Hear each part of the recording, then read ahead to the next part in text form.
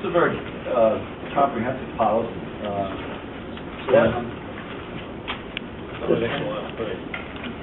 Need some help now?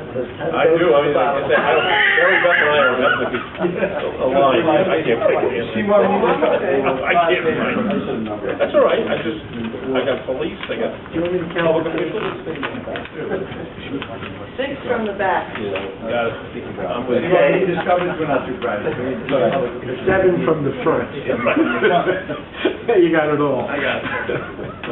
The coverages that are offered under this policy are very comprehensive, and they're more comprehensive today than they were a couple of 3 years or 4 years ago. And when you look at the loss of wages, punitive and exemplary damages, employment practices, legal liability, non-monetary suit defense costs, service of suit, public officials, non-monetary suit defense costs, those were coverages that weren't around a couple of years ago. But Selective, again, having insuring quite a few municipalities and having keeping up with the competition too, has included all these coverages in the policy.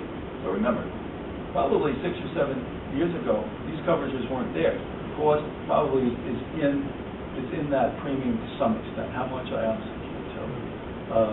But it's worthy to know this, and it's important to have.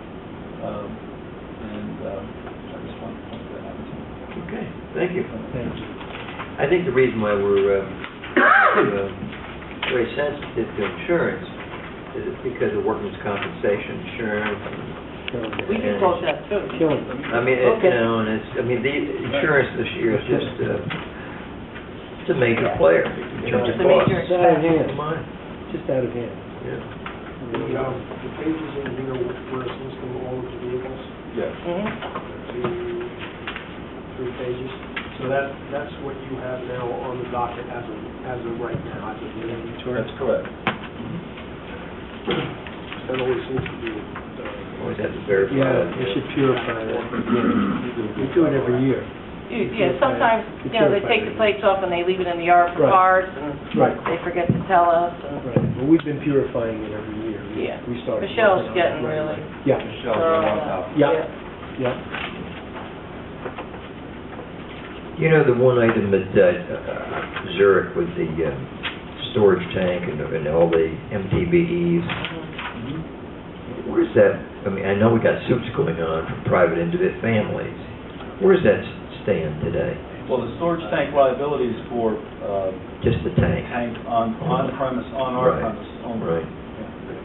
So where in this policy is the lawsuit against us from all those families for the MTBEs? Okay. Yes. That's close. No, is it wide open? Well, They're suing us and the county. it may be closed against us. Could it be, Dennis? Could we have been let out of the policy? I just went through it. I'm unaware of it. Well, wait a minute. Is it in in this policy or is it in another policy?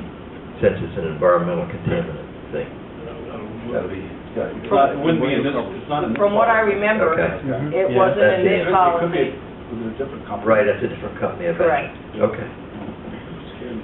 But there Scared was me claims too. made Yeah, afterwards, yeah. and we did present it for the current term, but it originated back.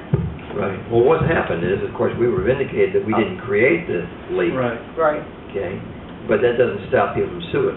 And I think the county was supposed to be representing or partially, They self-insure. right, offering a defense. I can check on my, Yeah, would you, because that would have been through your office. I don't know who it's Yeah. with.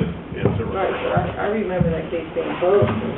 No, there's depositions constantly from about children, the families, and doctors, and I saw it. Yeah, no, I get... A month or so ago. confused. Yeah. Okay. Very good. Okay. Thank you. Thank you.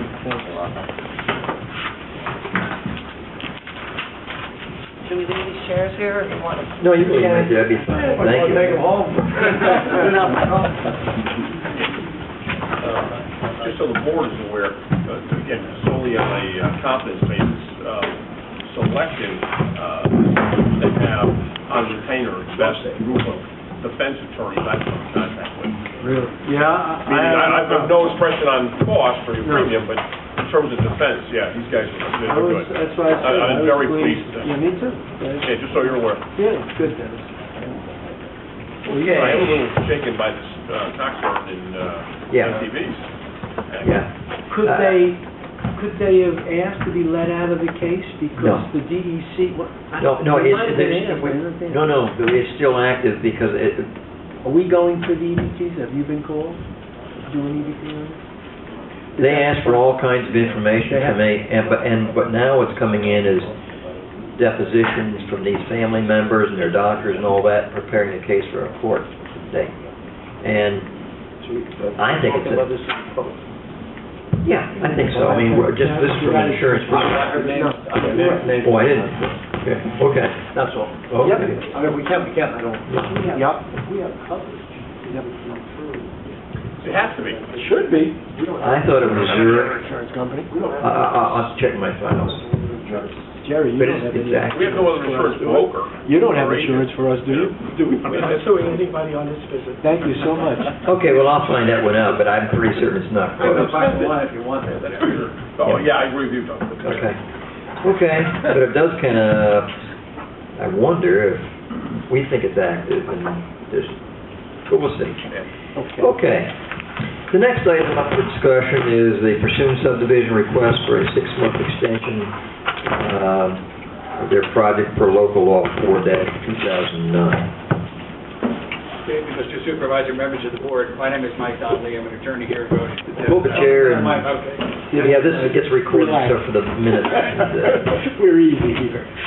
So if we're gonna sue anybody, we want you on that. I'm moving away from him. I represent the Pursuant family houses, and this here, Jerry Pine is our engineer. As I think I told you in the letter, we have received conditional final subdivision approval. Three things have prevented us from finishing that. One is that we're negotiating with someone to buy the property, and they have individual things they want to do, what we need to accomplish. Number two is there's a number of conditions to that resolution of approval, and I'm working with Kelly Norton to satisfy those. And thirdly, we've asked the planning board to consider, and they haven't committed to this, amending certain of the conditions, that they may or they may not do that, and we're trying to work toward doing that. And that is preventing us from satisfying this January 27, 2011 deadline when the protection of local law number 4 of 2009 expires.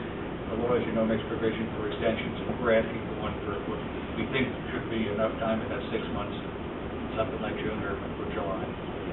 Okay, your proposed resolution, like July 27th. Okay. 6 months with expiration of the cover. Right. If there's any questions, Jerry can answer them, or I can try. We hope to have it done before that date, but Now, I know one of the things that you're asking, or the new potential buyers asking for is Winter Park Circle or some other road getting the trucks in, and the highway superintendent has already responded to that. Not no, but really no, because that road is in good condition, and from a quality of life standpoint, I know big trucks and things going by there. It's not in the best interest. And we talked about this as a town board as well, going back 2 or 3 years ago, is that there's a way to, within a subdivision, to create your own roads. It's so much preferable than to going across, because of the high cost of maintenance in we don't have unlimited funds today. When we do a road, we expect that road to last 15 to 20 years. And I know right now, for example, Houston Road is in dreadful condition, as is Gate School Road. But we've made a conscious decision, or we haven't, but the superintendent of highways has, not to invest money in those roads until those subdivisions are built out and most of the damage has been done. So that's something that planning boards got to work with, but the town board's right behind them when it comes to saying probably no on that one. one of the things we were willing to discuss with the planning board, and it may be with the highway superintendent and you, as well as some type of financial security. So if those roads are damaged, there'll be money in the pot. The problem is, and we've discussed this with the planning board, it's exotically expensive in these difficult times to build and use that rather lengthy temporary road for the purpose of construction only. And while in better times, maybe that cost could be absorbed and recouped in the sale of lots, it's virtually impossible to do that now. That's really the position. Well, the position that at least my position, I can't speak on behalf of the entire board, is to take general taxpayer funds to build a road, and then to have that road used by the process of building it. Building the heavy truck, concrete trucks, all the traffic goes through it. And when we know in advance that we're really limited, particularly in today's environment, of ever having the money together to put it back together again. And so... Well, one of the solutions that we're offering the planning is a bond. It's not all worked out yet. To accommodate everything, part of what we're looking at. Great, so you're Mike. Oh. Well, I think that this is a planning board issue, but I think the superintendent of highways, who is responsible for the roads, is going to be the one who's going to say, hey, this is how, planning board be darned, I'm in charge of the roads and the road program by law. And the letter that the planning board's got says, no, I don't think so. So how can we get this accomplished, protecting everybody? Well, right now, what we need is time to see if we can discuss it. Obviously, unless and until the planning board are willing to go along with it, with some type of backup condition, it isn't worth talking about with you. Okay. We recognize that while we don't think we should have to, we are certainly willing to put up financial security because we understand the benefit that we receive, and if the planning board is able to do that for us, then that's great. The how much and how long the money is held is really, to me, the toughest part of that discussion. Well, I don't know. We have probably our engineer can take a look at it, or your engineer And I think we're going to have a take a discussion look at it and later in the week. give us an estimate, and then our engineer can just concur or not. That is where it was in the original, I guess, agreement, that they would create their own individual internal road. And now the new buyers, no, I don't want to do that. Isn't the original one? Again, that's why it would be a decision at the planning board level. And should it be them, or should it be the superintendent of highways? Well, they'll certainly take his input, but it will be that board who makes the decision. Really? Yeah. Yeah, he services our roads, okay? He's He's responsible for those roads. Right, but as you know, you set the budgets, you can effectively... Well, what about the town board? Can we lay in on this one as well? Oh, certainly. Well, the amount I'm of against financial it. security, I think you Sure, have yeah. finalized. I'm against it. Okay, yeah, Okay, I just want to I want everybody to, truly, because of the, using citizens' money, when the builder's the one who's going to benefit from building, selling It's the my house. understanding that that's a request at the present time for a modification of the prior approval. And Yes. Mr. Donnelly was saying that they're discussing it at the moment. The planning board is not committed to doing it. I'll Okay. report that to you straightforward. They're willing to discuss the possibility if there's adequate security and it seems to be workable. Well, I would like to listen to what the planning board recommendation is and the highway superintendent recommendation is, and if they all agree to it, then I can make a decision one way or the other. So I'm not going to, as far as I'm concerned, I'm not going to say no. Well, I've talked to the engineer, and we got a letter, by the way, from the superintendent of highway. Oh, yeah, it's going to the planning board that says, no. Oh, well, I've also talked to our engineer for the town, who said it's not a good idea as well. So, I'm just fearful if someone's going to make a decision on the planning board and leave the superintendent of highways high and dry, and then we're the ones trying to come up with a budget to repair the roads, and we'll be out of the loop. So I think we should make sure we return to talk to you again. Well, it does, because the ultimate decision for the extension is ours. Correct. So it doesn't matter. What I'm saying is, when I get all the input, I can make an intelligent decision.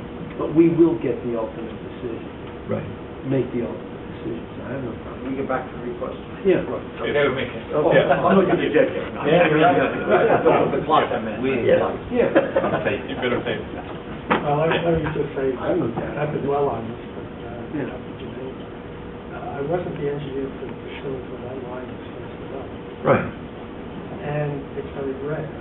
All the other subdivisions use the town roads just as we want. Right. Number two is, during the course of these proceedings at the planning board, we've been up and down that road many times. And the occasion of the planning board decided to be stupid. Some people in the area, complained, said, gee, let's put it somewhere else. I don't, it's my opinion, but at that time, somebody said, let's put it over.